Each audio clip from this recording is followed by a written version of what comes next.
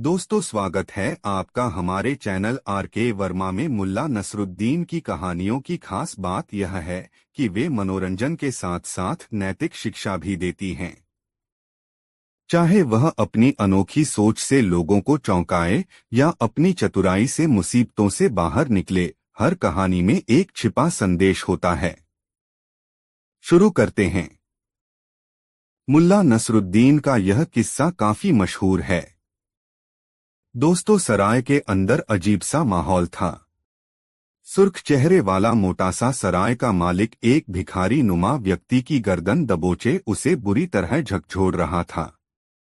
भिखारी बेचारा डरा समा आंखों में खौफ लिए उससे अपनी गर्दन छुड़ाने का असफल प्रयास कर रहा था, लेकिन किसी भी सूरत में कामयाब नहीं हो पा रहा था।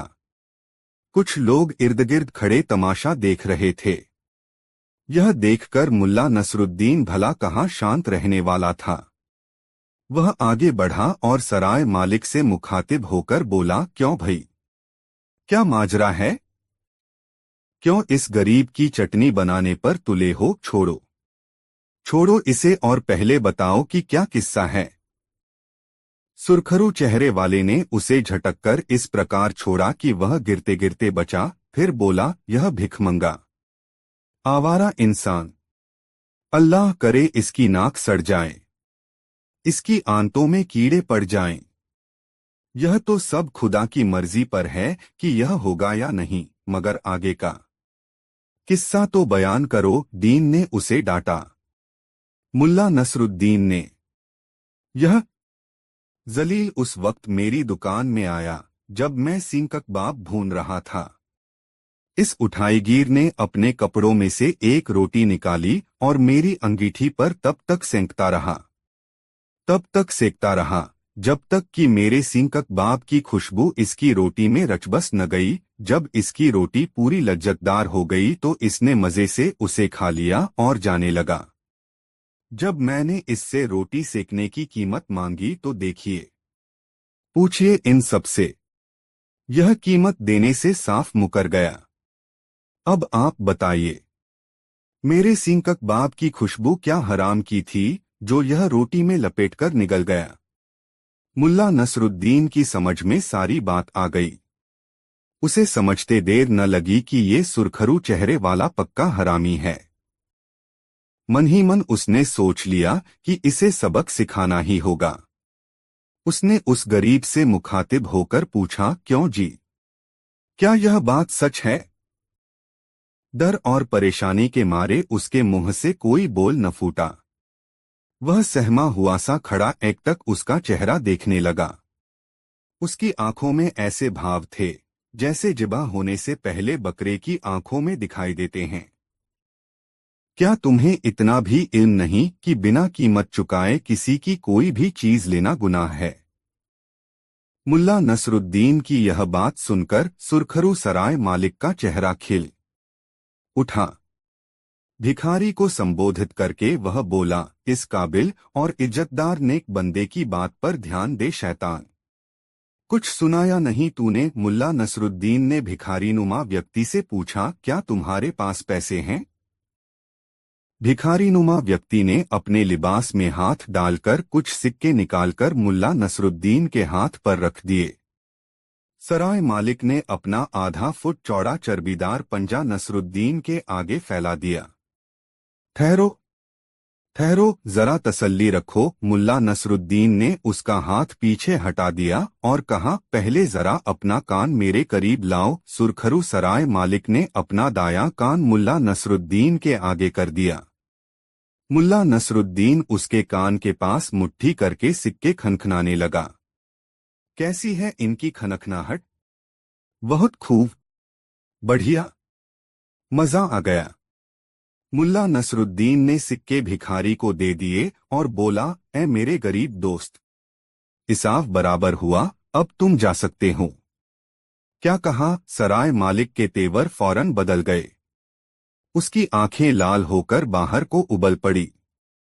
क्रोध से दहाड़ा, जा सकते हो, लेकिन मेरे पैसे तो मुझे मिले ही नहीं। ज्यादा न बनो। इस बार मुल्ला नसरुद्दीन के भी तेवर बदल गए। तुम्हें तुम्हारी खुशबू की पूरी कीमत मिल चुकी है। कैसे? कैसे मिल चुकी? सुरखरू चेहरे वाला चिल्लाया, फिर लोगों को संबोधित करते हुए बोला, देख रहे हैं आप लोग कैसी गुंडागर्दी हो रही है यहाँ, और आप लोग चुप हैं? ठहरो, मैं तुम्हें समझाता हूँ। आप भी सुनिए, मुल्ला नसरुद्दीन ने तमाशबीनों से कहा। तुम्हारा हिसाब बराबर इस प्रकार हो गया दोस्त कि इसने तुम्हारे सींग कबाब की खुशबू सूंघी सूंघी न? हाँ, सींग कबाब खाए तो नहीं? नहीं। बदले में तुमने इसके सिक्कों की खनखनाहट सुन ली और यह भी कहा कि मजा आ गया। कहा था कि नहीं? कहा था। तो बस हिसाब बराबर। वाह वाह, मरहबा मरहबा। लोग मुल्ला नसरुद्दीन की तारीफ करने लगे। क्या इंसाफ किया है। सराय का मालिक अग्नेय नेत्रों से मुल्ला नसरुद्दीन को घूर रहा था। इस वाकिये को सुनकर सभी जोर से हंस पड़े। मुल्ला नसरुद्दीन भी हौले हौले मुस्करा रहा था, हालांकि उसकी पलकें मुंदी हुई थीं। शोर ज्यादा बढ़ जाता इससे पहले ही एक व्यक्ति बोला, इतने जोर से मत हंसो वरना लोग समझ जाएंगे कि हम मुल्ला नसरुद्दीन की बातें कर रहे हैं। मुल्ला नसरुद्दीन सोच रहा था कि इन लोगों को इस घटना का कैसे पता चला। यह घटना बगदाद में नहीं बल्कि इस्तांबुल में घटी थी। फिर इन बगदादियों को इसकी भनक कैसे पड़ी। तभी मवेशियों के व्यापारी ने कहा, अब एक किस्सा मैं भी सुनाता हूँ। हाँ हाँ, सुनाओ। सुना जाता है कि फिर उसकी आंखों के सामने यह घटना फिल्म के दृश्यों की भांति सजीव हो उठी। दोस्तों, कहानी कैसी लगी कमेंट में जरूर बताएं। दोस्तों, मुल्ला नसरुद्दीन का यह किस्सा भी काफी मशहूर है। एक बार वह एक गांव में लगभग 6 महीने तक रहा। वह अपनी हाजिर जवाबी, कुशाग्र बुद्धि और हंसीमजाक के लिए काफी प्रसिद्ध हो गया था। यह आवाज सुनते ही मुल्ला नसरुद्दीन बुरी तरह चौंक पड़ा। यह आवाज उसे कुछ जानी पहचानी सी लगी। यह आवाज हल्की और भर्राई हुई थी। उसे लगा कि उसने कुछ समय पूर्व ही यह आवाज सुनी है, मगर कब और कहाँ? दिमाग पर काफी जोर डालने के बाद भी उसे याद नहीं आया। वह कह रहा था, एक रोज की बात है। उस प्रांत के अधिकारी ने उस गांव में अपना एक हाथी भिजवा दिया, जहां की मुल्ला नसरुद्दीन रहता था। अधिकारी ने आदेश दिया कि हाथी के खाने पीने का कुल इंतजाम गांव वालों को ही करना होगा। यह हाथी अपनी भारी खुराक के लिए काफी विख्यात था। वह एक समय में 50 गट्ठर चरी, 50 गट्ठर जौ, 50 गट्ठर मक्का और 100 बोझ चारा खा जाता था। इसका नतीजा यह हुआ कि 15 दिन में ही गांव वालों के खेत खलिहान खाली हो गए। जब वे बेचारे बिल्कुल निराश हो गए और दूसरा कोई चारा न रहा, तो गांव वालों ने फैसला किया कि मुल्ला नसरुद्दीन को कस्बा अधिकारी के पास भेजा जाए, ताकि वह अधिकारी से निवेदन करे कि वे अपना हाथी उस गांव से वापस मंगवा लें। यह निर्णय हो जाने के बाद सब मुल्ला नसरुद्दीन के पास गए और उसे अपनी परेशानी बताई।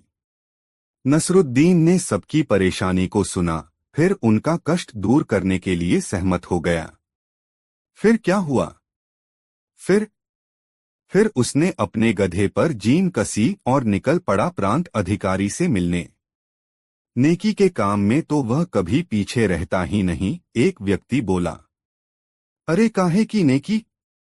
जाने से पहले गांव वालों से वो अपना मेहनताना तय करना नहीं भूला था। दरअसल इस काम के लिए उसने गांव वालों से इतनी मोटी रकम वसूली थी कि कितनों को तो अपने घर ही बेचने पड़ गए थे। वे फकीर हो गए। उनकी उस खराब हालत का जिम्मेदार सिर्फ और सिर्फ नसरुद्दीन ही था। मुल्ला नसरुद्दीन का चेहरा क्रोध से तमतमा उठा और उसने लेटे-लेटे ही एक लंबी हुंकार भरी। हूँ। किसी भी व्यक्ति ने इस हुंकार पर कोई ध्यान नहीं दिया। सभी ने सोचा कि सुनने वाला ही हुंकार भर रहा होगा, जबकि किस्सागो अपना किस्सा सुनाने में व्यस्त था। इस प्रकार मुल्ला नसरुद्दीन अपने सुस्त और बदमिजाज गधे पर सवार होकर प्रांतीय अधिकारी के महल पर जा पहुंचा। वह काफी देर तक अधिकारी के नौकरों की कृपा पर मोहताज लोगों की भीड़ में खड़ा रहा कि शायद भूल से उन लोगों की नजर उस पर भी पड़ जाए। वह उस नजरेक्रम के इंतजार में था जिसने कुछ लोगों को खुशियां बख्शी तो कुछ को बर्बाद भी किया।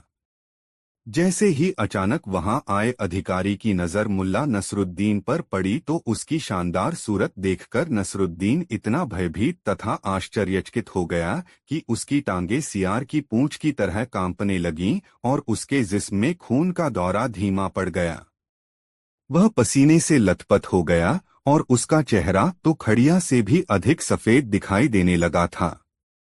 मुल्ला नसरुद्दीन के मुंह से फिर हूं की आवाज निकली, मगर कहानी सुनाने वाले ने आक्रोश में भरी इस हुंकार की ओर कोई ध्यान नहीं दिया और अपनी ही री में बोलता चला गया। डर के मारे मुल्ला नसरुद्दीन के मुंह से आवाज न निकली।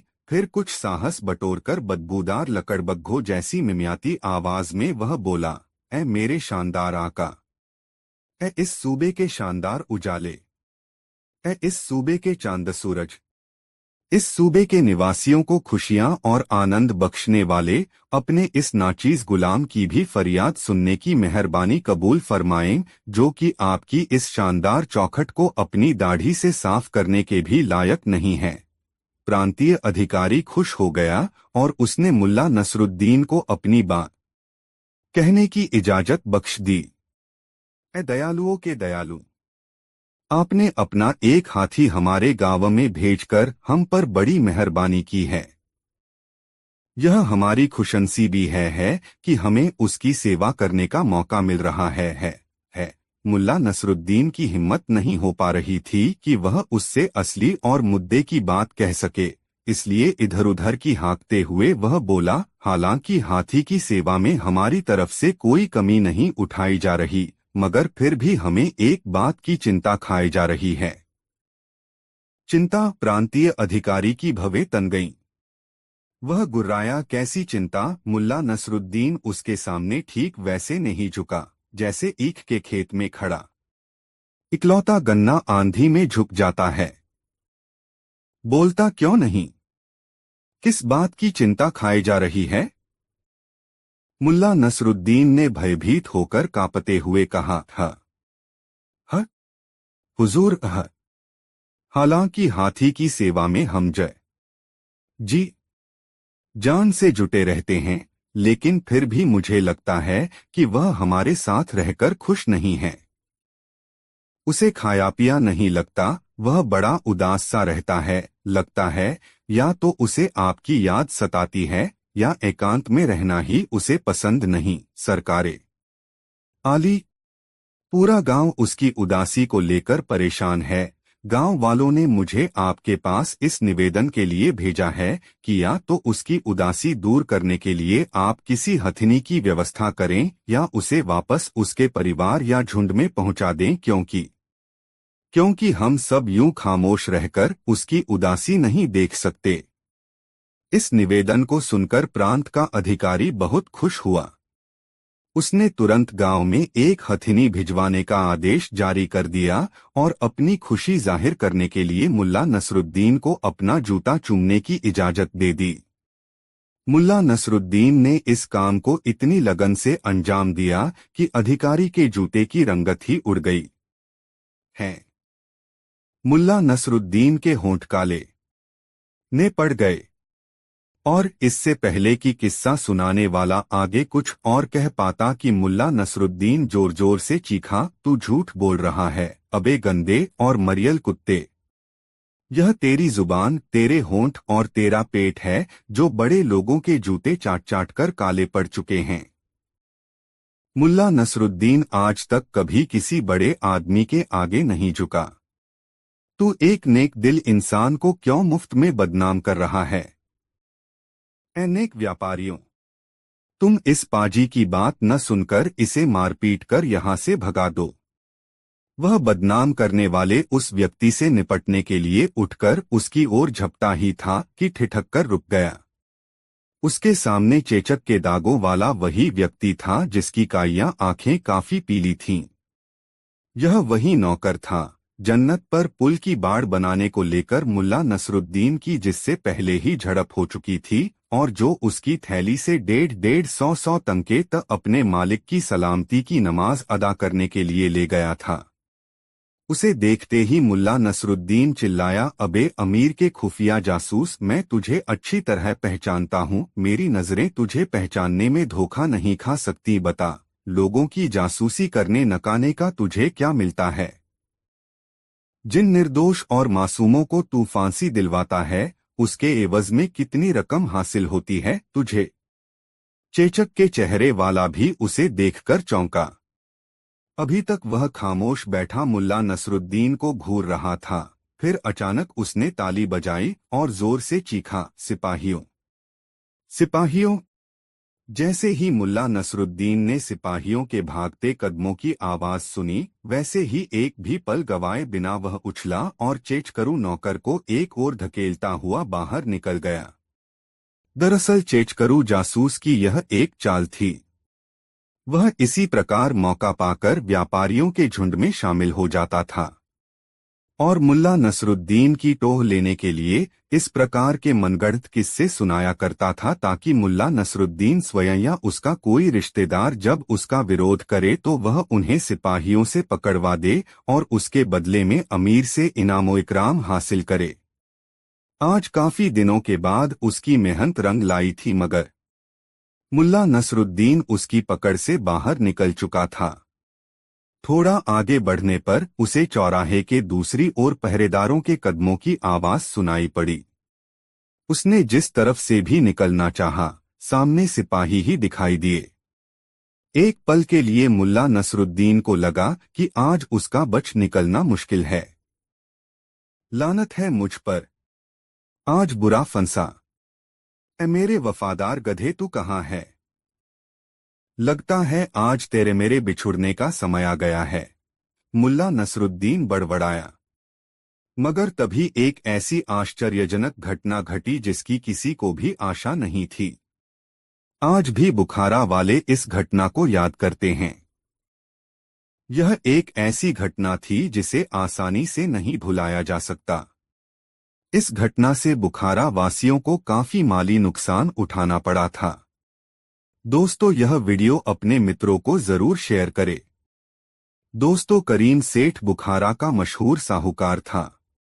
उसका कारोबार दूर दूर तक फैला हुआ था। अपना कामकाज संभालने के लिए उसने तरह तरह के विशेषज्ञों को अपने यहाँ नौकरी दे रखी थी। खुद उसके जीने का तरीका किसी बादशाह से कम नहीं था। होता भी क्यों नहीं। आखिर सेठ करीम के पास बेशुमार दौलत जो थी। एक बार मुल्ला नसीरुद्दीन जब बुखारा आया हुआ था तब सेठ करीम ने अपने घर पर एक शानदार दावत दी थी। उसने एक तरह से बुखारा के तमाम नामी लोगों को न्योता भेजा था। मुल्ला नसीरुद्दीन अपनी बेमिसाल दाढ़ी और नोकदार टोपी के साथ ही हर फनमौला व्यक्तित्व के कारण बुखारा में अपनी अलग पहचान रखता था। सेठ करीम का आमंत्रण उसे भी मिला। दावत से ठीक एक दिन पहले सेठ करीम ने उसकी तैयारियों के लिए विचार विमर्श की जरूरत महसूस की और कुछ चुनिंदा लोगों को इस विचार विमर्श के लिए बुलाया। इन चुनिंदा लोगों में मुल्ला नसीरुद्दीन का नाम भी शामिल था। मुल्ला को जब सेठ करीम का यह बुलावा मिला तो वह चकरा सा गया। आखिर सेठ करीम ने उसे विचार विमर्श के लिए क्यों बुलाया है? यह तो उसका बिल्कुल निजी मामला है। जिसे चाहे बुलाए और जो चाहे खिलाए। आखिर दावत वह दे रहा है, उसमें भला मेरी सलाह की जरूरत कहाँ से आन पड़ी? मुल्ला ने मन ही मन फैसला किया, मैं तो हरगिज नहीं जाऊंगा। ऐसा विचार कर मुल्ला नसीरुद्दीन ने अपना चोगा पहना, घेरेदार सलवार पहनी और नोकदार टोपी पहनकर अपनी दाढ़ी सहलाते हुए बाजार की तरफ निकल गया। बाजार पहुंचकर मुल्ला को वहां कुछ अजीब सा लगा। उसने देखा कि बाजार में छोटी दुकानें तो खुली हुई हैं, मगर बड़ी दुकानें बंद हैं। बाजार में चहल पहल की कमी थी। दाएं बाएं देखता हुआ मुल्ला अपनी आदत के अनुसार दाहरी सहलाता हुआ चला जा रहा था। रास्ते में उसने दो दोस्तों को बातें करते जाते देखा। दोनों मुल्ला नसीरुद्दीन से महज 2 कदमों की दूरी पर चल रहे थे। उनमें से एक कह रहा था, मेरी मान, जब तुझे सेठ करीम ने विचार के लिए बुलाया है तो चला ही जा। कमबख्त बहुत संगदिल है, सनकी भी है। यदि तुम उसके यहाँ नहीं गए तब हो सकता है कि वह इस बात का बुरा मान जाए। और यह तो तुम जानते ही हो कि आधा बुखारा उसकी जागीर है, जिसे वह पसंद नहीं करता है, उसका तो बुखारा में रहना ही मुश्किल है। मुल्ला नसीरुद्दीन ने जब सेठ करीम के बारे में उस व्यक्ति की ये बातें सुनी तो वह अचरज में पड़ गया और अपनी चाल तेज करते हुए उन दोनों के करीब पहुंच गया और उनके साथ चलते हुए पूछा, एक बात बताइए भाईजान, यह सेठ करीम क्या बहुत खतरनाक आदमी है? दोनों ने चैंकते हुए मुल्ला नसीरुद्दीन की तरफ देखा और उनमें से एक ने मुल्ला नसीरुद्दीन से मुखातिब होते हुए कहा, लगता है आपको बुखारा के बारे में कम जानकारी है। सच कहें तो बुखारा की चांदनी का बादशाह है सेठ करीम। बुखारा के बाजार में जितने भी व्यापार चल रहे हैं उनमें आधे से भी अधिक में सेठ करीम का पैसा लगा हुआ है। पैसे की सनक सेठ करीम पर ऐसे सवार है कि किसी भी आदमी के पास वह अपना एक पैसा नहीं छोड़ता। हिसाब किताब में वह इतना खरा है कि छोटी सी चूक के लिए वह अपने कारिंदों को बड़ी से बड़ी सजा देने से भी नहीं हिचकता।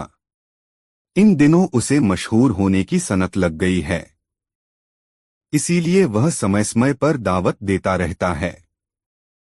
इन दावतों से वह बस इतना चाहता है कि लोग उसे शाखर्च मान लें और उस पर जो कंजूस होने का ठप्पा लगा हुआ है वह हट जाए। सेठ करीम के बारे में मिली इन जानकारियों से मुल्ला नसीरुद्दीन ने उसके पास नहीं जाने का विचार त्याग दिया और तय कर लिया कि वह सेठ करीम के बुलावे पर अवश्य जाएगा और देखेगा कि इस शख्स में ऐसी क्या खास बात है कि लोग उससे इतना खौफ खाते हैं।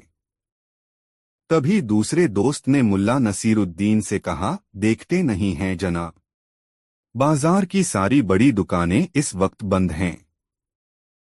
सभी दुकानदार इस समय सेठ करीम के पास दरबार लगा रहे होंगे। इतना सुनने के तत्काल बाद मुल्ला नसीरुद्दीन ने भी अपना रुख सेठ करीम के महल की ओर कर लिया और तेज कदमों से चलता हुआ सेठ करीम के पास पहुंच गया। जिस वक्त मुल्ला नसीरुद्दीन सेठ करीम के घर पहुंचा उस समय सचमुच वहां दरबार जैसा माहौल था।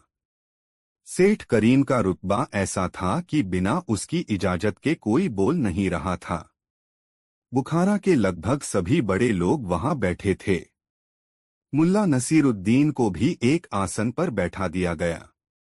खबास उसके लिए शरबत ले आया। पहले ही घूंट में शरबत से जो तरावट और स्वाद मुल्ला नसीरुद्दीन को मिला उससे वह समझ गया कि यह शरबत कुछ खास है। मुल्ला नसीरुद्दीन धीरे धीरे शरबत के घूंट भरने लगा और वहां जो कुछ भी हो रहा था उसे संजीदगी से देखने लगा। मुल्ला जब बाजार से सेठ करीम के घर की ओर चला था तब उसने मन ही मन फैसला कर लिया था कि वह सेठ करीम को उसके दोहरे चरित्रा से निजात दिलाकर रहेगा। इसलिए वह वहां अपने लिए उचित अवसर की तलाश में था। सेठ करीम उस समय दावत की तैयारियों में होने वाले खर्चों का हिसाब करने में लगा था। उसका लेखाकार उसे हिसाब दिखा रहा था। कागज के एक लंबे टुकड़े पर फहरिस्त बनी थी जिस पर व्यय का ब्यौरा लिखा था। सेठ करीम को उस ब्यौरे में कोई त्रुटि दिखी और वह बिगड़कर लेखाकार को फजीहत करने लगा। अरे, तुम पर इतने बड़े कारोबार का दारोमदार है और तुम ऐसी गलतियां करते हो। दावत पर तो कुछ लाख का खर्च है और तुम्हारी इस चूक से कुछ हजार का ही नुकसान हो सकता है, मगर तुमने ऐसी गलती कारोबारी खाते में कर डाली तो नुकसान करोड़ों का भी हो सकता है। लेखाकार थरथर कांप रहा था। उसके मुंह से शब्द नहीं फूट रहे थे। सेठ करीम का गुस्सा 7वें आसमान पर था। वह चीखा, तुम जैसे कामचोरों को सजा मिलनी ही चाहिए। इसके बाद उसने उपस्थित लोगों से कहा, भाइयों, आप लोग भी आकर इस लेखाकार की करतूत इस फहरिस्त में देख लें। मेरे बारे में सभी जानते हैं कि मैं शाहखर्च आदमी हूं, मगर हिसाब किताब में बहुत पक्का हूं। थोड़ी भी गफलत मुझे बर्दाश्त नहीं है। उसकी यह बात सुनकर भी सभी अतिथि अपनी जगह पर बैठे रहे। कोई अपनी जगह से हिला नहीं, मगर मुल्ला नसीरुद्दीन के मुंह से अनायास ही निकला, देखना क्या है, 3 का 5 हो गया होगा। नसीरुद्दीन की यह बात सेठ करीम ने सुन ली। संयोग था कि उसके पास लेखाकार ने जो फहरिस्त प्रस्तुत की थी उसमें एक स्थान पर 3 के स्थान पर 5 लिखा गया था और इसके कारण एक बड़ी रकम गफलत में पड़ गई थी। सेठ करीम ने आवाज की दिशा में अपना सिर घुमाया और पूछा, यह किसकी आवाज थी? मुल्ला नसीरुद्दीन ने अपनी दाढ़ी सहलाते हुए कहा, मेरी। सेठ करीम ने मुल्ला नसीरुद्दीन से कहा, आपने तो चकित कर दिया जनाब। आपने बजा फरमाया। इस नामुराद ने 3 की जगह 5 लिखकर घपला किया है और खुदा का शुक्र है कि यह पकड़ा गया। आप उतनी दूर क्यों हैं जनाब, आइए मेरे पास बैठिए। मुल्ला नसीरुद्दीन दूर से ही उस दरबार का जायजा लेना चाहता था, इसलिए उसने अपनी जगह पर बैठे बैठे ही कहा, चकित होने की जरूरत नहीं है, मैंने तो एक मुहावरा कहा था। नहीं जनाब, हम भी पारखी हैं। आप आकर हमारे करीब बैठिए। आपकी जगह तो यहाँ है मेरे पास, सेठ करीम ने अनुनय करते हुए कहा। मुल्ला नसीरुद्दीन के पास अब कोई चारा नहीं रह गया, इसलिए वह अपने स्थान से उठा और सेठ करीम के पास जाकर बैठ गया। सेठ करीम ने मुस्कुराते हुए पूछा, जनाब का नाम जान सकता हूँ? मुल्ला नसीरुद्दीन ने कहा। नसीरुद्दीन। सेठ ने नाम दोहराया, नसीरुद्दीन, फिर कहा, कहीं मुल्ला नसीरुद्दीन तो नहीं? हाँ वही, संक्षिप्त सा उत्तर दिया मुल्ला नसीरुद्दीन ने। वाह जनाब, खूब मिले। आपके बारे में जैसा सुना था वैसा ही पाया, सेठ करीम ने खुश होते हुए कहा। अभी तो पास बुलाया है। पाया कहाँ? मुल्ला नसीरुद्दीन ने दाढ़ी सहलाते हुए कहा। पाया नहीं तो पा भी लेंगे, सेठ करीम ने हंसते हुए कहा, मैंने जो चाहा है उसे पाया भी है। खुशी हुई जानकर मुल्ला नसीरुद्दीन ने कहा, मगर मैं अभी किसी की चाहत के रूप में शुमार नहीं किया गया। इतना कहने के बाद मुल्ला नसीरुद्दीन हंसने लगा। सेठ करीम भी मुल्ला नसीरुद्दीन के साथ हंसने लगा था। उसकी हंसी रहस्यमय थी, जिससे यह जाहिर नहीं हो रहा था कि यह हंसी प्रसन्नता की हंसी है या कटाक्ष की। मुल्ला नसीरुद्दीन को अपने पास बैठाकर फिर से लेखाकार की तरफ मुखातिब हुआ है। हाँ तो तुम क्या समझ रहे थे कि तुम्हारी यह जालसाजी पकड़ी नहीं जाएगी? मूर्ख, इस तरह की गड़बड़ी मैं सबसे पहले पकड़ता हूँ। अब तुम सजा पाने के लिए तैयार हो जाओ, सेठ करीम ने बेहद ठंडे स्वर में लेखाकार से कहा। सजा का नाम सुनते ही लेखाकार की पेशानी पर पसीने की बूंदें छलक पड़ी। वह थर-थर कांपते हुए घुटनों के बल खड़ा हो गया और सेठ करीम के सामने गिड़गिड़ाने लगा, हुजूर, लेखा में कलम की चूक के लिए मैं शर्मिंदा हूँ। मगर सरकार, यह गलती किसी गोलमाल के इरादे से नहीं की गई है।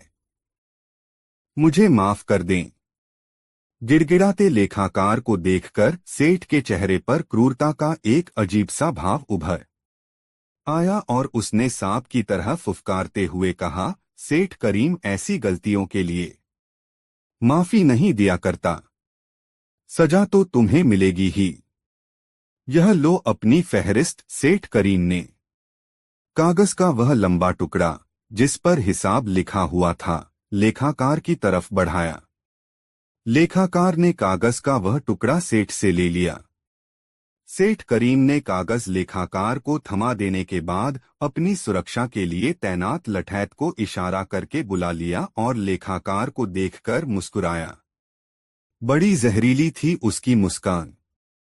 मुस्कुराते हुए सेठ करीम की तरफ वहां बैठे तमाम लोग देख रहे थे। सबको सांप सूंघ गया था। कोई समझ नहीं पा रहा था कि अब क्या होगा। सेठ करीम की धनलोलुपता और क्रूरता के तरह तरह के किस्से उन लोगों ने सुन रखे थे। थोड़ी देर के सन्नाटे के बाद सेठ करीम ने गूंजती आवाज में कहा, लेखाकार, तुमने अक्षम्य भूल की है। तुम्हारी आसान सजा यह है कि तुम अपने हाथ के कागज को इन तमाम लोगों के सामने चबाकर खा जाओ, और कठिन सजा यह है कि इस लठैत से 50 लाठियों की बख्शीश अपने बदन पर लो। दोनों सजा में से एक सजा तुम्हें चुननी है। यह तुम्हारे ऊपर है कि तुम अपने लिए कौन सी सजा चुनते हैं। सेठ करीम इतना रहमदिल है कि किसी से अपनी बात जबरन नहीं मनवाता, यहां तक कि सजा भी मुंहमांगी देता है। लेखाकार के पास कोई चारा नहीं था। उसने अपने लिए कागज खाने की सजा चुन ली। सबके सामने वह कागज के टुकड़े मुंह में रखता और उन्हें धीरे धीरे चबाकर निगल जाता। यह एक श्रमसाध्य और कष्टप्रद प्रक्रिया थी जिससे लेखाकार गुजर रहा था। अंततः सारा कागज निगलकर लेखाकार ने सेठ करीम की तरफ देखा, मानो पूछ रहा हो, अब क्या आज्ञा है हुजूर। सेठ करीम ने उसकी तरफ देखते हुए कहा, अब तुम दफा हो जाओ। यहां कभी नजर आए तो लठैतों के हवाले कर दिए जाओगे।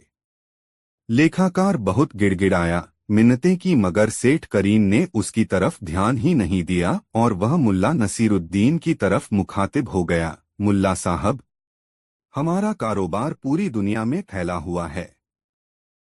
सुई से लेकर जहाज तक हम खरीदते और बेचते हैं। बुखारा में जितने भी कारोबारी हैं, उनका कारोबार हमारे ही बूते चलता है। आज से आप हमारे लेखा विभाग का जिम्मा संभाले। मुझे आप जैसे तेज दिमाग इंसान की शिद्दत से तलाश थी। खुदा का शुक्र है कि आप मुझे मिले हैं। मगर सेठ साहब, आप मुझे गलत समझ रहे हैं। मैं हिसाबी नहीं हूं। मैंने तो मुहावरा कहा था, आपने उसे हिसाब समझ लिया। मुल्ला नसीरुद्दीन ने सेठ करीम से अपना पिंड छुड़ाते हुए कहा। नहीं मुल्ला नसीरुद्दीन, हम भी आंख वाले हैं। ऐसे ही हम इतने बड़े कारोबारी नहीं हो गए हैं। इंसान को पहचानने की कुव्वत तो मुझ में है ही। नानुकुर से काम नहीं चलेगा। अभी से आप लेखा विभाग का काम संभाल लें। अब सारे खर्चों का ब्यौरा आपके पास पहुंचा करेगा और सारी लेनदारियां व देनदारियां आपको बता दी जाएंगी। आपके जैसे व्यक्ति को यह हिसाब किताब समझने में देर नहीं लगेगी। मुहमांगा वेतन आपको दिया जाएगा। यदि आप चाहें तो वेतन की रकम पेशगी ले सकते हैं। बेचारा मुल्ला नसीरुद्दीन पड़ गया सेठ करीम के चक्कर में। उसकी हालत यह थी कि न तो हाँ कहते बन रहा था और न ही ना कहते। अंततः 100 अशर्फिया प्रतिमाह रहने खाने की सुविधा और तीमारदारी के लिए 2 आदमियों की देनदारी पर मुल्ला नसीरुद्दीन को सेठ करीम ने लेखा विभाग की जिम्मेदारी सौंप दी। मुल्ला नसीरुद्दीन उसी दिन से सेठ करीम के कारोबार का नया लेखाकार मुकर्रर हो गया। संयोग की बात थी कि मुल्ला के काम संभालते ही 10 लाख अशर्फियों की एक लेनदारी का पता चला। उसके कनिष्ठ कर्मचारी मुल्ला से पूछने आ गए कि यह डूबी रकम अब कैसे निकलेगी। 10 साल पहले पानी के एक जहाज की बिक्री में यह रकम लटक गई थी। मुल्ला ने कहा, सूद समेत इस रकम की वसूली की जाएगी। मुल्ला का यह आदेश कर्मचारियों पर भारी पड़ा। वे आपस में विचार करने लगे कि एक तो डूबी रकम का पता चला, ऊपर से खुश होने की जगह यह मुल्ला दाढ़ी सहलाते हुए बोल रहा है कि सूद समेत बकाये की वापसी होनी चाहिए। प्यादे दौड़ाए गए मगर कोई फायदा नहीं हुआ। जहाज का मालिक बुखारा में ही रहता था मगर 10 महीनों से जहाज के साथ निकला हुआ था। कब लौटेगा किसी को पता नहीं। यही सूचना ला सके प्यादे। मुल्ला नसीरुद्दीन ने अनुमान लगाया, पानी के जहाज से कहीं भी जाने में 5-6 महीने लगते हैं और आने में भी 5-6 महीने। तो यह कारोबारी जो 10 महीने से बाहर है अब लौटने वाला है। एक दिन सेठ करीम के सामने मुल्ला नसीरुद्दीन ने उस डूबी रकम की चर्चा छेड़ दी। सेठ करीम ने समझा कि मुल्ला नसीरुद्दीन के कमाल से ही इस डूबी रकम का पता चल पाया है। इसलिए उसने मुल्ला नसीरुद्दीन से कहा, मुल्ला साहब, यह रकम भी आप ही वसूलें। किसी और के बूते की बात नहीं कि डूबा पैसा निकाल लाए। सबके सब काहिल हैं, इन्हें बस पगार समय पर चाहिए। सेठ करीम के पास बैठा मुल्ला नसीरुद्दीन अपनी दाढ़ी सहलाता रहा।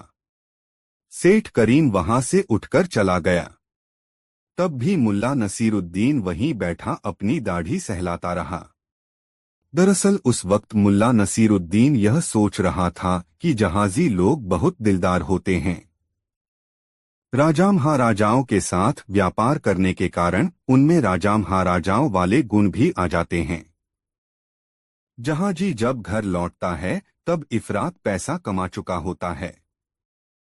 यदि समय पर उससे मिल लिया जाए तो सेठ करीम के पैसे भी वापस आ जाएंगे और ब्याज के रूप में कुछ रकम और मिल जाएगी।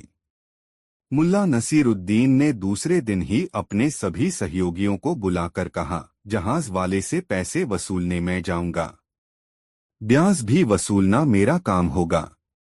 तुम लोग सिर्फ इतना करो कि जहाजी के लौटने की खबर मुझको मिल जाए, इसकी व्यवस्था करो। अभी 10-12 दिन ही बीते थे कि एक दिन मुल्ला नसीरुद्दीन को उस जहाजी के आने की सूचना मिल गई और मुल्ला नसीरुद्दीन दाढ़ी सहलाते हुए बिना वक्त गवाए जहाजी के मकान की तरफ पैदल ही चल पड़ा। रास्ते में उसने एक गधा किराए पर लिया और 2 खाली बोरियां भी खरीद ली। जब मुल्ला नसीरुद्दीन जहाजी के मकान पर पहुंचा तब वहां बेशकीमती सामानों की बोरियां करीने से सजाई जा रही थीं। मुल्ला नसीरुद्दीन ने जहाजी को अपना परिचय सेठ करीम के खजांची के रूप में दिया और कहा, हमारी 10 लाख अशर्फियों से 1 करोड़ अशर्फियां बनाई हैं आपने, और फिर 1 करोड़ से 3 करोड़ और 3 करोड़ से 9 करोड़ बनाकर 9 महीने में चले 10 महीने 12 दिन में पहुंचे हो।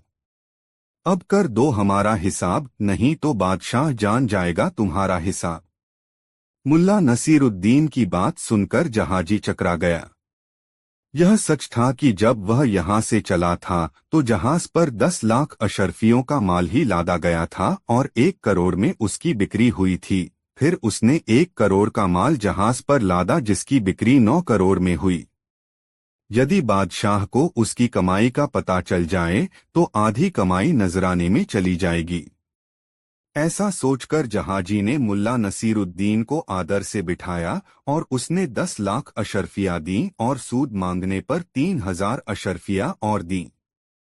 इसके बाद मुल्ला के आगे हाथ जोड़ लिए। मुल्ला नसीरुद्दीन ने अशर्फियों को बोरों में बंद किया और गधे पर बोरों को लादकर सीधे सेठ करीम के पास पहुंचा। सेठ करीम उस समय अपनी बेगम के साथ था। किसी को उसके कमरे की ओर जाने की इजाजत नहीं थी। कमरे के बाहर जनखों का परा था। जब मुल्ला के बार बार कहने पर भी कोई सेठ करीम को खबर करने के लिए तैयार नहीं हुआ तब मुल्ला करीम ने चीख कर कहना शुरू किया, सेठ करीम सुनो, एक गधा अशर्फियों के साथ खड़ा तुम्हारे दरवाजे पर तुम्हारा इंतजार कर रहा है। सेठ करीम के कानों तक मुल्ला नसीरुद्दीन की आवाज पहुंची। वह अपने कमरे से यह सोचकर बाहर आया कि मुल्ला नसीरुद्दीन बिना कारण तो आया नहीं होगा, जरूर कोई बहुत जरूरी बात होगी। सेठ करीम ने अपने घर के दरवाजे पर पहुंचकर कहा, आओ मुल्ला नसीरुद्दीन। नहीं सेठ करीम, आज मुझे नहीं, इस गधे को बोरे सहित कमरे में बुलाओ। 10 लाख 3000 अशर्फिया यह गधा जहाजी के घर से ले आया है, मुल्ला नसीरुद्दीन ने कहा। सेठ करीम को समझ में आ गया कि मुल्ला नसीरुद्दीन जहाजी के पास से उसकी डूबी रकम सूद समेत निकाल लाया है।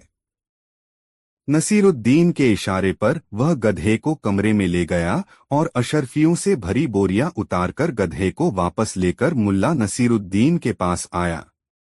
मुल्ला नसीरुद्दीन ने गधे की लगाम थामते हुए सेठ करीम से कहा, सेठ, मुझे अभी 2 अशर्फिया दे दो, 1 अशर्फी गधे का किराया और 1 अशर्फी की दोनों बोरियां। अरे गधे का भाड़ा अशर्फियों में? 1 अशर्फी में 2 बोरियां तो महंगी हैं, सेठ करीम ने चौंककर पूछा। मुल्ला नसीरुद्दीन ने अपनी दाढ़ी सहलाते हुए कहा, भाड़ा गधे का नहीं सोचता मैं तो देखता हूं कि गधे को भाड़े पर किसने लिया है। मुल्ला नसीरुद्दीन नाम है मेरा। हर काम का मेरा अपना तरीका है।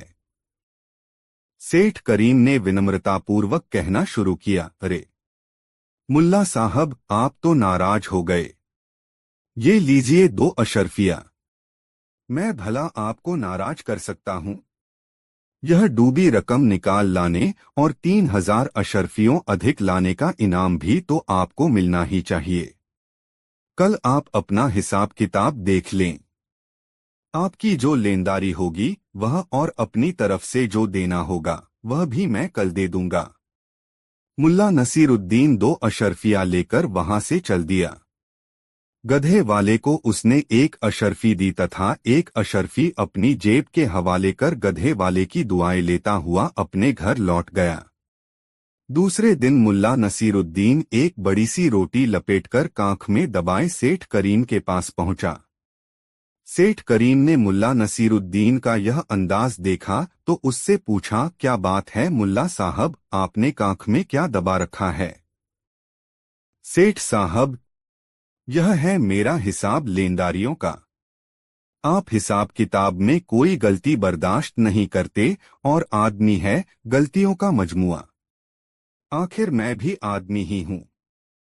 मैंने सोचा कि गलती मुझसे भी हो सकती है, इसलिए अपना हिसाब मैंने रोटी पर तैयार किया है। क्या पता कि गलती निकल ही आए। मुल्ला नसीरुद्दीन ने कहा। क्या मतलब? सेठ करीम ने पूछा। मतलब यह कि लेखाकार को आपने एक गलती पर कागज का पुलिंदा निगलने की सजा सुनाई थी। मैं कागज नहीं खा सकता, इसलिए मैं रोटी पर हिसाब लिख लाया हूं, मुल्ला नसीरुद्दीन ने कहा। सेठ करीम को मुल्ला के इस कथन से बड़ी ग्लानि हुई। उसने उस दिन ही लेखाकार को नौकरी पर बुला लिया और मुल्ला नसीरुद्दीन को 3,000 अशर्फिया देकर विदा किया। जब मुल्ला नसीरुद्दीन वहां से जाने लगा तब अचानक सेठ करीम को एक झटका सा लगा कि तेज दिमाग नसीरुद्दीन अब उसका मुलाजिम नहीं है, तो उसके मुंह से निकला, अब क्या होगा? दोस्तों, वीडियो को एक लाइक जरूर करें। एक दिन मुल्ला नसरुद्दीन एक मौलवी के बगीचे के सामने से गुजर रहा था। मौलवी साहब एक बोरे में कद्दू भर रहे थे। मौलवी हालांकि पूरा बोरा भर चुके थे, मगर लालच के मारे उन्होंने उसमें और अधिक, यूं कहा जाए कि ठूस ठूस कर कद्दू भर लिए। ढोने की बात तो कौन कहे, अब तो वह बोरा उनसे उठाया तक नहीं गया। आठ बगीचे के गेट पर खड़े खड़े वे सोच रहे थे कि क्या करें। कद्दू कम करते हुए उनका जी कट रहा था और इतना वजन उठाना उनके फरिश्तों के भी वश में नहीं था। तभी मुल्ला नसरुद्दीन उधर से गुजरा। उसे देखकर मौलवी साहब बहुत खुश हुए और उसे संबोधित किया, सुनो बेटे।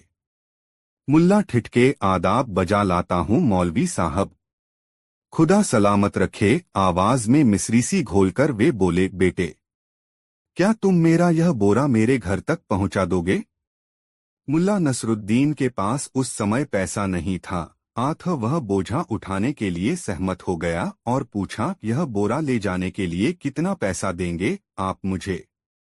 लालची मौलवी उसे भला क्या देते, बोले, पैसे की बात मत करो मेरे बेटे, हम तो अल्लाह वाले हैं, हमें भला पैसे से क्या लेना देना, हमसे तो कोई इल्म ले लो, ज्ञान ले लो। जब तुम मेरा बोरा उठाकर चलोगे तो रास्ते में मजहब से ताल्लुक रखती ज्ञान की 3 ऐसी बातें बताऊंगा कि अगर तुम उन पर अमल करोगे तो तुम्हारा जीवन खुशियों से लबरेज हो जाएगा। मुल्ला नसरुद्दीन ने सोचा कि चलो धर्म ज्ञान की बातों की ही जानकारी हासिल कर ली जाए, आखिर यह भी कभी न कभी काम ही आएगी। ठीक है बुजुर्गवार, मुझे मंजूर है, कहकर उसने बोरा उठा लिया और चल दिया। मौलवी साहब की आंखें चमकने लगीं और अपनी बुद्धि पर उन्हें रस खो उठा कि कैसा बेवकूफ बनाया इस नौजवान को। जिस रास्ते से होकर वे गुजर रहे थे वह काफी ऊंचा था। उसके एक ओर गारा और कीचड़ था। मुल्ला नसरुद्दीन थोड़ा सुस्ताने के लिए रुक गया। कहीं मुल्ला नसरुद्दीन का इरादा ही न बदल जाए, यह सोचकर मौलवी साहब बड़े ही आत्मविश्वास और रहस्याना अंदाज में बोले, सुनो नौजवान, अब मैं तुम्हें धर्म ज्ञान की बात बताता हूँ। देखो, मेरी बात बड़े ध्यान से सुनन, क्योंकि यह बात बड़े कांटे की है। जब से ये कायनात बनी है तब से आज तक इससे बड़ी कोई बात हुई ही नहीं। अगर तुम इन लफ्जों का मतलब समझ लोगे तो यह उन अलिफ लाम मीम हरफों का हकीकी आशय समझने के बराबर होगा जिनसे हजरत मोहम्मद ने कुरान का दूसरा अध्याय शुरू किया था। उत्सुकता से मुल्ला नसरुद्दीन ने पूछा, ऐसी कौन सी बात है मेरे आदरणीय बुजुर्गवार? सुनो, ध्यान देकर सुनो। अगर कोई तुझसे कहे कि सवारी करने से पैदल चलना अधिक बेहतर है तो उसकी बात पर हरगिज भी भरोसा न करना मेरे बेटे। मेरी यह बात याद रखने के काबिल है, हर समय गौर करने के काबिल है, तभी तुम इन शब्दों में छिपे धर्मज्ञान के रहस्य को समझ सकोगे। मुल्ला नसरुद्दीन की उल्लू जैसी गोल गोल आंखें मौलवी के चेहरे पर जम गईं और स्वीकारने वाले अंदाज में जल्दी जल्दी सिर हिलाने लगा वह। मौलवी के चेहरे पर ढकी छिपी मक्कारी उसकी पैनी नजरों से बच न सकी थी। लेकिन बेटे, मौलवी साहब पुनः बोले, यह बात जो मैंने तुम्हें बताई है यह उस बात के मुकाबले कुछ भी नहीं है जो मैं तुम्हें करीब 2 फरलांग की दूरी पर दिखाई दे रहे एक पेड़ की ओर इशारा करके वे बोले, उस दरख्त के नीचे जाकर बताऊंगा। अच्छा, खुश होकर मुल्ला नसरुद्दीन बोला, तब तो मुझे उस दरख्त के नीचे शीघ्र ही पहुंचना चाहिए। कहकर उसने कदुओं का बोरा उठाया और चल दिया। हालांकि वह पसीने से तरबतर था, मगर देखना चाहता था कि यह मौलवी उसे किस हद तक बेवकूफ समझता है। शीघ्र ही वह उस दरख्त के नीचे पहुंच गया और तब मौलवी बोला, बेटे, धर्मज्ञान की इस दूसरी बात तमें पूरा कुरान शरीफ, आधी शरीयत और चौथाई हकीकत भरी पड़ी है। इस बात को समझ लेने वाला कभी भलाई के रास्ते से नहीं डिगेगा, वह हमेशा सच्चाई और नेक नियति के रास्ते पर चलेगा। मेरे बेटे, इस अक्लमंदी की बात को समझने की कोशिश कर। यह तेरी खुशनसीबी है कि बिना कुछ खर्च किए तुझे यह बात पता चल रही है। धर्मज्ञान की वो दूसरी बात यह है कि यदि कोई तुझसे कहे कि गरीब आदमी की जिंदगी अमीर आदमी के मुकाबले कहीं बेहतर है तो इस बात पर हरगिज हरगिज विश्वास न करना। वाकई मुल्ला नसरुद्दीन ने फिर गर्दन हिलाई। लेकिन यह दूसरी बात उस तीसरी बात के मुकाबले कुछ भी नहीं है। उसकी तेज चमक सूरज की रोशनी की तरह है। उसकी गहराई यानी उसके अर्थ की मिसाल सिर्फ समुद्र की गहराई से दी जा सकती है। और वह तीसरी बात आप मुझे अपने घर चलकर बताएंगे? बिल्कुल ठीक, बिल्कुल ठीक। मेरी 2 बातों तो ने ही तुम्हें कितना जहीन बना दिया है। मौलवी साहब खुश होकर बोले, अब जल्दी चलो मेरे बेटे, बहुत आराम कर लिया। ठहरिए मौलवी साहब। मुल्ला नसरुद्दीन बड़े शांत किंतु रहस्यपूर्ण लहजे में बोला, आपकी वह तीसरी बात जो आप मुझे अपने घर चलकर बताने वाले हैं वह मुझे अभी पता चल चुकी है। आप अपने घर पहुंचकर बताएंगे कि समझदार आदमी बेवकूफ आदमी को बिना कोई पैसा दिए कद्दुओं का बोझ उठवा सकता है। यह सुनते ही मौलवी साहब आश्चर्यचकित रह गए। उनसे कुछ कहते नहीं बना। हक्के बक्के से वह मुल्ला नसरुद्दीन का चेहरा देखते रह गए। अपने घर पहुंचकर वह वाकई यही सब कहने वाले थे। अब मुल्ला नसरुद्दीन बड़ी शांति और सब्र से बोला, एक बात धर्मज्ञान की आप मुझसे भी सुनिए। मेरी एक ही बात आपकी तीनों बातों पर हावी है। मैं पाक पैगंबर की कसम खाकर कहता हूँ कि मेरी धर्मज्ञान की बात इतनी आशयपूर्ण तथा चकाचौंध कर देने वाली है कि इसमें कुरान, शरीयत, तरीकत व अन्य किताबों सहित इस्लाम, बौद्ध, फलसफा, ईसाई और यहूदी धर्मों की सभी बातें सम्मिलित हैं। मुल्ला जी, मुझे मुझे सच्चाई और ईमान की तहजीब देने वाले मेरे उस्ताद जी, इस बात से अधिक जो कि मैं आपको बताने जा रहा हूँ, कोई धर्मज्ञान की बात कभी हुई ही नहीं। मुल्ला नसरुद्दीन बोल रहा था और मौलवी साहब बगुले की भांति उसका चेहरा देख रहे थे। मुल्ला नसरुद्दीन पुनः बोला, हाँ, एक बात, और मेरी बात को सुनने से पहले आप अपने आप को अच्छी तरह तैयार कर लीजिए, क्योंकि यह बात इतनी भव्य और आश्चर्य में डाल देने वाली है कि इससे किसी भी इंसान का दिमाग फिर सकता है। मौलवी साहब, अपने दिलो दिमाग को खासा मजबूत कर लीजिए और सुनिए, अगर आपसे कोई कहे कि ये कद्दू फूटे नहीं हैं, तो उसके मुंह पर थूक दीजिएगा। उसकी बात को खालिस झूठ मानिएगा और उसे धक्के देकर अपने घर से बाहर निकाल दीजिएगा। यह कहकर मुल्ला नसरुद्दीन ने कद्दुओं का बोरा उठाया और करीब ही एक सूखे गड्ढे में फेंक दिया। कद्दू बोरे से निकलकर पत्थरों से गए। दोनों हाथ उठाकर बोले, हाय। टकराट कराकर चकनाचूर हो मौलवी साहब हाय हाय करते रह गए। मैं लुट गया, बर्बाद हो गया, कहकर वह कभी अपने बाल नोचते, कभी छाती पीटते। मुल्ला नसरुद्दीन से वह लड़ नहीं सकते थे, क्योंकि शरीर में इतनी जान ही नहीं थी। आंथ छाती पीटने और दाढ़ी नोचने के अलावा उनके पास कोई चारा नहीं था। फिर चलते चलते मुल्ला नसरुद्दीन बोला, मौलवी साहब, खुद देख लीजिए कि जो बात मैंने बताई उसमें कितनी सच्चाई है।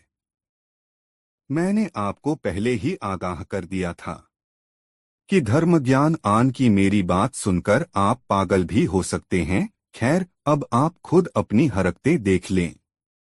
यह सुनकर वहां बैठे लोग ठठाकर हंस पड़े। उधर चायखाना भी ठहाकों से गूंज उठा। अरे, इन्होंने तो इस घटना की भी जानकारी हासिल कर ली। मगर कैसे?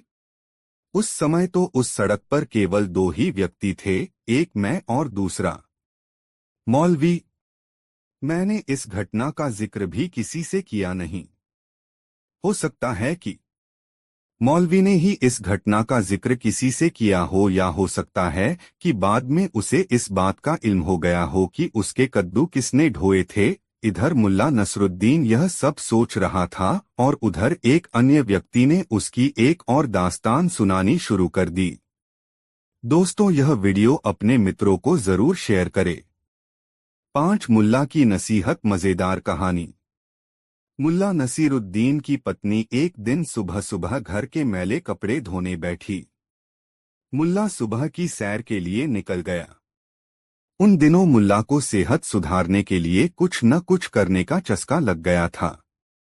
वह समय समय पर अपनी पत्नी को नसीहत देता रहता, खाली मत बैठो, हमेशा कुछ न कुछ करती रहो। इससे शरीर चुस्त दुरुस्त, दिमाग तरोताजा और मन शांत रहता है। खुदा की यही 3 नियामतें हैं। इन्हें जिसने पा लिया वही खुशकिस्मत है। मुझे देखो, हमेशा सक्रिय रहता हूँ, जिससे मेरा मन मेरे नियंत्रण में रहता है। मेरा शरीर मेरी चेष्टाओं की अवहेलना नहीं करता। मेरे कदम नपेतुले होते हैं और दिमाग हमेशा तरोताजा बना रहता है, जिससे मुझसे गलतियां नहीं होती। हाँ, तो मुल्ला नसीरुद्दीन सुबह की सैर के लिए निकल गया। घंटे भर बाद लौटा। उस समय भी उसकी गोलमटोल बेगम कपड़े धोने में लगी हुई थी। मुल्ला को सैर करके वापस आया देख उसकी बेगम ने उसे आवाज लगा दी, जरा इन धुले कपड़ों को छत पर फैला आइए। मुल्ला को पत्नी का यह निर्देश पसंद नहीं आया। उसने तुरंत कहा, अरे क्या आधा अधूरा काम करती हो? कपड़े धोने का मतलब कपड़े की धुलाई करना, उन्हें सुखाना, सुखाने के बाद शिकन हटाने के लिए उन पर इस्त्री करना और तह लगाकर उन्हें करीने से अलमारी में रखना भी होता है।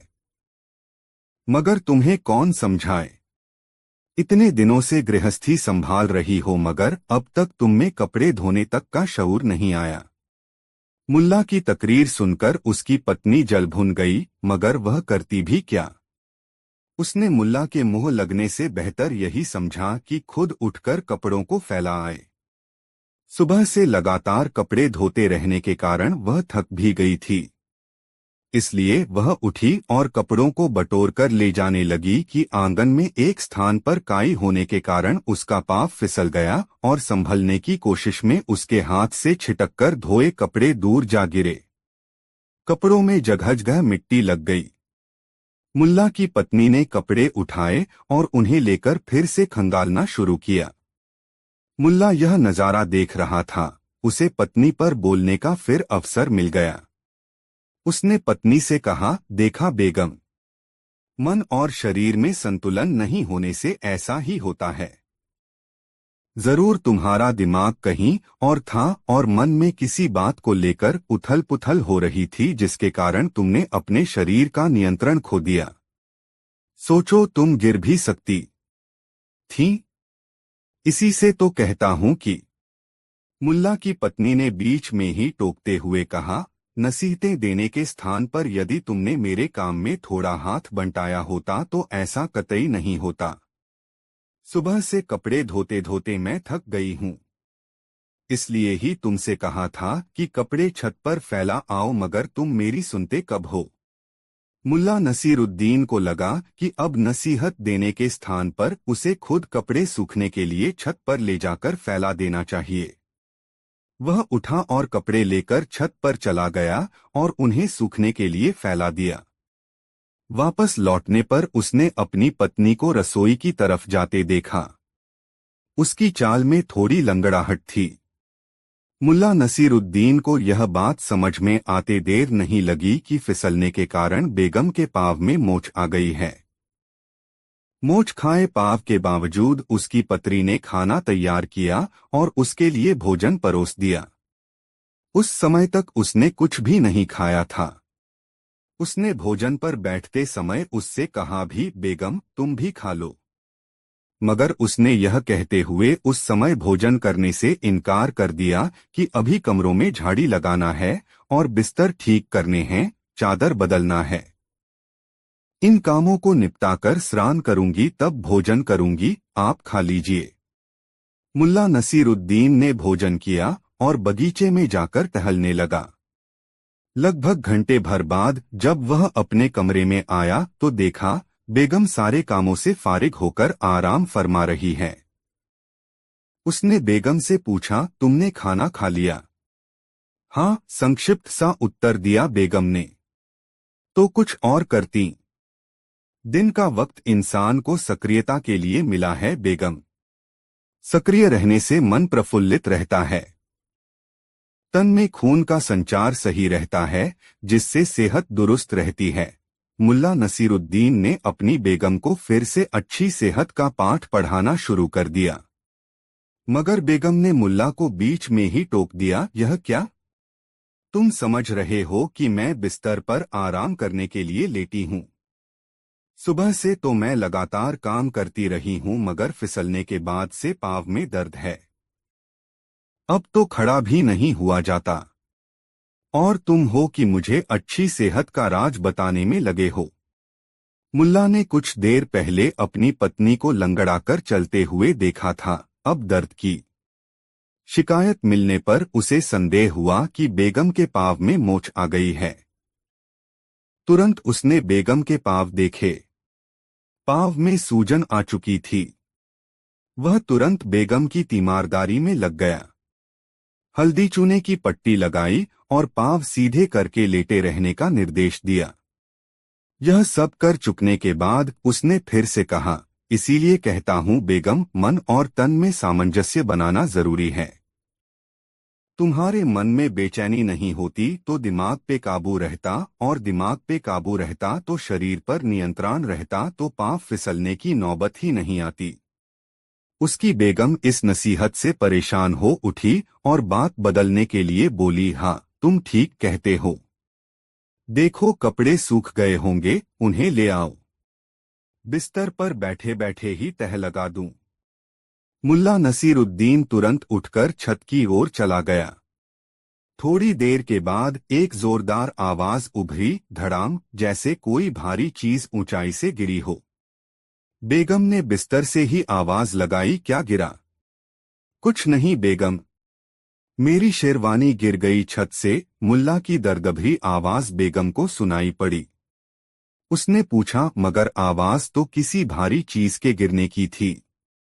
कुछ नहीं बेगम, शेरवानी में मैं भी हूं न। मुल्ला नसीरुद्दीन की कराहती हुई आवाज सुनकर बेगम बिस्तर से उतरकर आंगन की ओर चल पड़ी। दोस्तों, कहानी कैसी लग रही है कमेंट बताना ना भूले। दो दोस्तों गधे के कानों में न जाने कैसे अपने मालिक की कातर आवाज पड़ गई और वह उछलकर बड़ी ही इंकलाबी आवाज में रेंका। फिर वह खूंटा तोड़कर अपने मालिक की ओर भागा। जैसे ही वह बरसाती से बाहर की तरह लपका, वैसे ही एक बड़ा ढोल भी उसके साथ साथ आने लगा। दरअसल अंधेरे में बिना देखे भाले नसरुद्दीन ने उसे एक ढोल के कुंदे से बांध दिया था। यह वह ढोल था जिसे त्योहारों आदि के मौके पर बजा जाकर चाय खाने का मालिक अपने ग्राहकों को आकर्षित करता था। वही ढोल एक पत्थर से जा टकराया, फलस्वरूप एक तेज आवाज हुई। गधे ने पीछे मुड़कर देखा। इस बार ढोल दाईं ओर एक बच्ची से गया। फिर तेज आवाज हुई, ढम, टकरा। गधे ने सोचा कि कोई शैतान उसके मालिक को छोड़कर उसके पीछे आ रहा है। अब उनकी खैर नहीं। यह ख्याल मन में आते ही वह भयभीत हो उठा और बुरी तरह रेंकता हुआ पूंछ उठाकर बाजार की ओर भागा। रास्ते में करीब 50 से 60 ऊंटों का एक काफिला चीनी मिट्टी के बर्तन और तांबे की चादरें लादे चला आ रहा था। उन ऊंटों ने बुरी तरह रेंकते और धमकने गमकने वाले इस जानवर को अपनी ओर आते देखा तो वे भी घबराकर इधर उधर भाग निकले। घबराहट और बेतरतीब भागने के कारण 66 मुल्ला नसरुद्दीन गिरा। उन पर रखा सामान जमीन पर गिर गिर कर चकनाचूर होने लगा। अजीब सी हौलनाक आवाजें वातावरण में सुनाई देने लगीं। बाजार से दूर जो लोग थे उन्होंने समझा कि बाजार में बलवा हो गया है। आथ वे जिधर मुंह उठा उधर ही भाग लिए। और फिर देखते ही देखते पूरे बाजार में ही नहीं बल्कि आसपास की गलियों में भय और आतंक छा गया। खनखनाहट, रैंकना, टिनटिनाहट, बर्तनों के गिरने की आवाज, चीख पुकार, बिल्कुल नर्क जैसा माहौल बन गया था। ऊंटों और घोड़ों के अंधाधुंध भागने से कितने ही तंबू और चायखानों की बरसातियां उखड़ गई थीं। इस खौफनाक शोर को सुनकर कितने ही लोग सोते से जाग गए थे और अधनंगे हो इधर उधर भाग लिए। घरों दुकानों में रोशनियां गुल हो गईं। भागने वाले अंधेरे में कभी किसी से भिड़ जाते तो कभी किसी जानवर की दुलत्ती खाते। दहशतनाक चीख पुकार मची हुई थी चारों तरफ। वे लोग समझ रहे थे कि कयामत का दिन आ गया है। मुर्गे पंख फड़फड़ाकर अजीब सी आवाज में चिल्लाने लगे। बकरियां और मेढ़े मिमियाने लगे थे। शोरगुल बढ़ता बढ़ता शहर की घनी आबादी तक जा पहुंचा था। शहर की चारदीवारी पर लगी तोपें दगने लगीं। शहर के पहरेदारों ने समझा कि कोई दुश्मन बुखारा में दाखिल हो गया है। महल के पहरेदारों ने समझा कि बगावत हो गई है। वहां से भी तोपें दागी जाने लगीं। शहर की मीनारों से मुल्ला सहमी हुई आवाजों में दुआएं मांगने लगे। सभी ओर अफरातफरी मची हुई थी। किसी को समझ में नहीं आ रहा था कि क्या हुआ और वह कहां जाए, क्या करे। अपने महल में अमीर भौचक कासा सिपहसालारों पर गरज बरस रहा था। मगर क्या हुआ, कैसे हुआ, यह सब केवल एक शख्स ही जानता था और वो था मुल्ला नसरुद्दीन। वह बौखलाए ऊंटों व घोड़ों से बचताप चाहता उस दिशा में भाग रहा था जिधर यह खौफनाक शोर पैदा करता उसका गधा भागा जा रहा था। मगर लाख कोशिशों के बावजूद वह गधे को पकड़ नहीं पाया। उसकी यह दौड़ तब तक चलती रही जब तक कि उसके गधे और ढोल को जोड़ने वाली रस्सी टूट न गई। रस्सी के टूटते ही ढोल लुढ़ककर ऊंटों की ठोकरों में जा पहुंचा। ऊंट उससे बचने के लिए हड़बड़ी में चायखानों के छप्पर, शामियाने और खोखे गिराते चले गए। फिर ऐसा हुआ कि एक मोड़ पर अचानक मुल्ला नसरुद्दीन और उसका गधा एक दूसरे के आमने सामने आ गए। गधे के मुंह से झाग निकल रहा था और वह बुरी तरह हांफ रहा था। मुल्ला नसरुद्दीन हालांकि स्वयं भी हांफ रहा था, मगर ऐसे में उसने एक पल की भी देर करना उचित नहीं समझा और गधे की रस्सी पकड़कर पीछे की ओर खींचते हुए बोला, आ चल, उधर चलते हैं, यहाँ तो बेतुका शोर हो रहा है। यह देखकर उसे आश्चर्य हो रहा था कि गधे जैसे छोटे से पशु के पीछे यदि एक ढोल बांधकर छोड़ दिया जाए तो यह मामूली सा पशु भी कितनी बड़ी तबाही ला सकता है। अबे, देखा तूने क्या कर डाला। यह सच है कि ये बवाल फैलाकर तूने मुझे सिपाहियों से बचाया है, फिर भी बहुत से गरीब इस अफरातफरी में तबाह हो गए होंगे और उन बेचारों को संभलते संभलते सुबह हो जाएगी।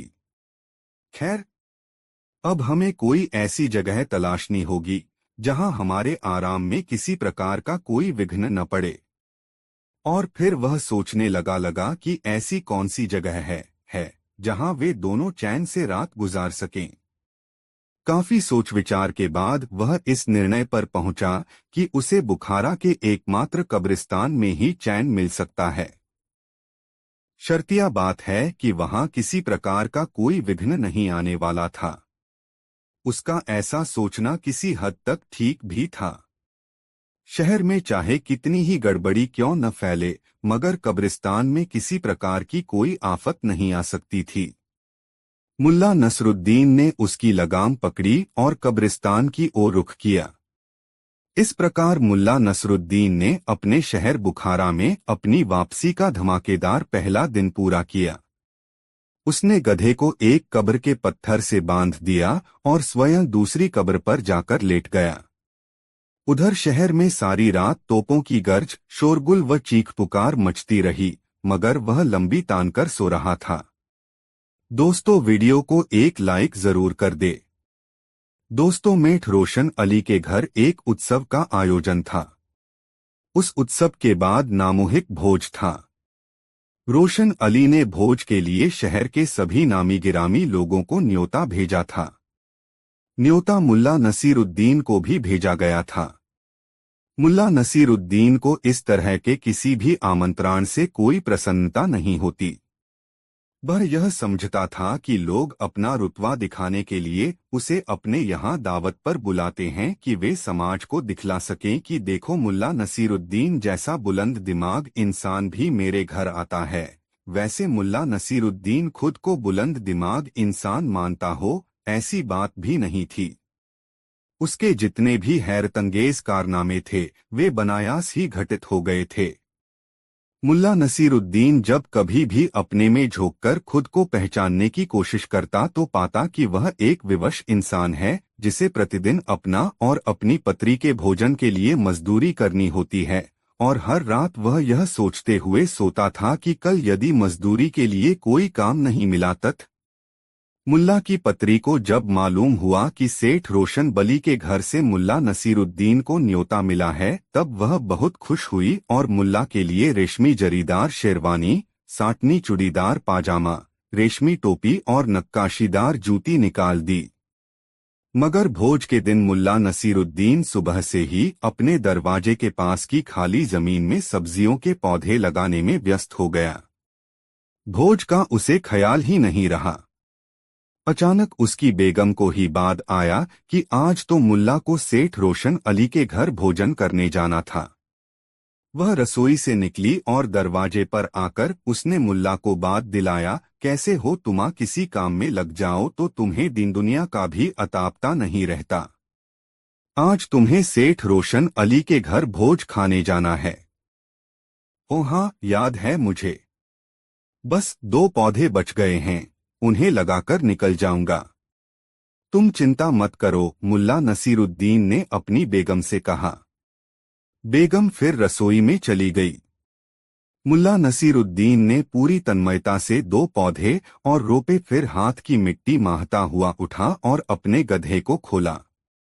जिस हाल में मुल्ला था उसी हाल में निकल गया सेठ रोशन अभी के घर जाने के लिए। जब गधा बाधा रास्ता तय कर चुका तब मुल्ला को याद आया कि उसने जाज खान नहीं किया।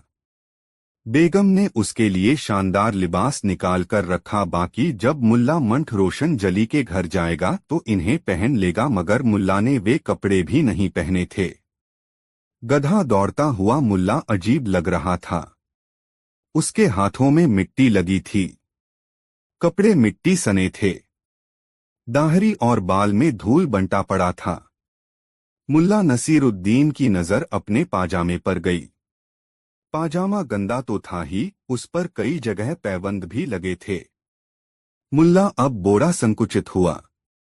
उसे लगा कि किसी भोज में शामिल होने जाने का उसका तरीका लोकस्तरीय नहीं है, लेकिन इस निष्कर्ष पर पहुंचने के साथ ही उसका गधा मेठ रोशन अली के दरवाजे पर पहुंच चुका था। मुल्ला नसीरुद्दीन ने गधे को एक पेड़ से बांध दिया और यह सोचता हुआ बहू सेठ रोशन अली के घर की ओर जाने लगा कि वे ख्याली में वह जिस हाल में था उसी हाल में रोशन अली के घर चला आया। खैर, अब भविष्य में वह इस बात का ख्याल रखेगा कि जब कभी भी वह किसी के घर जाए तो अपने को साफ सुथरा करके वंग के कपड़े अवश्य पहने हो। ऐसा सोचते हुए मुल्ला नसीरुद्दीन जब सेठ रोशन अली के घर में प्रवेश करने लगा तो दरवाजे पर खड़े दरबान ने उसे रोक लिया। अरे रे रे रे, कहाँ घुसे जा रहे हो? दूर हटो, बाहर इंतजार करो। भोज खत्म होने पर तुम्हें भी कुछ खाने को मिलेगा। अभी दूर हटो, दरबान ने डंडा उठाकर उसे दूर रहने का इशारा करते हुए कहा। मुल्ला नसीरुद्दीन ने दरबान को बताया, मैं सेठ रोजन अली का मेहमान हूँ। मुझे सेठ ने आमंत्रण पत्रा भेजकर खासतौर में बुलाया है। मगर दरबान उसे देखकर हंस पड़ा, तू और सेठ रोशन बली का मेहमान? जा भाई जा, अपना काम कर। तुझ जैसों को रोशन अली का आमंत्रण पत्रा मिलने लगे तो फिर कहना ही क्या। दरबान ने मुल्ला नसीरुद्दीन को धक्का देकर सेठ के दरवाजे से दूर धकेल दिया। मुल्ला नसीरुद्दीन अपने स्थान से उठा और अपने गधे के पास आ गया। उसने गधे को खोला और उस पर बैठ गया तथा गधे को अपने घर की तरफ सरपट दौड़ाने लगा।